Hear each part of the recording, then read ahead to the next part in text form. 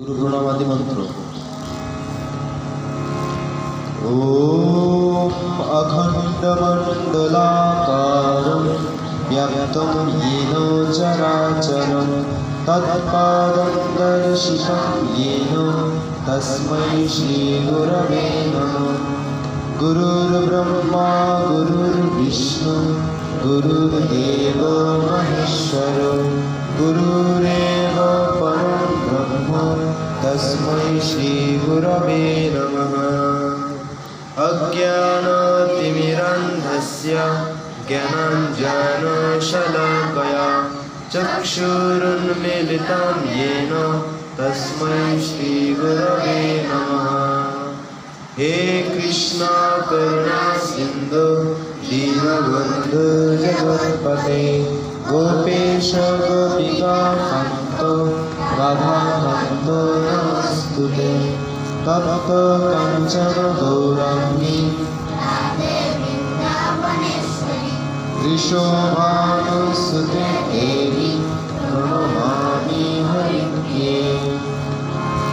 कृष्णाय वासुदेवाय हरये परमात्मने प्रणतः क्लेशनाशाय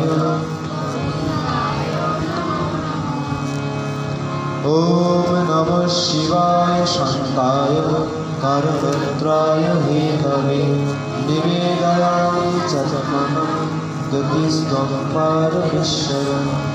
ॐ सर्वमङ्गलमङ्गल्ये शिवे सर्वार्थसाधिके शरण्ये त्र्यम्बके गौरी नारायणी नमस्तुते।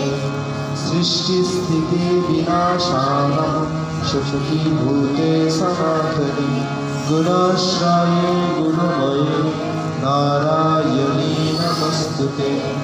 शरणागत दीनार्थ परित्राणपरायणे सर्वस्यार्ति हरे देवी नारायणी नमस्तुते। ॐ श्रीकृष्ण हृदय गीता संसारमालनाशिनी जय भक्ति मुक्तिराधे गीता देवी नमस्तुते। ॐ जवाकुसुमशङ्काशं कश्यपेयं महद्युतिं दातार्यं सर्वपावनं प्रणतस्मि दिवाकरम्। ॐ सरस्वती महाभागे विद्ये कमललोचने विश्वरूपे विशालाक्षि विद्यां देहि नमस्तुते।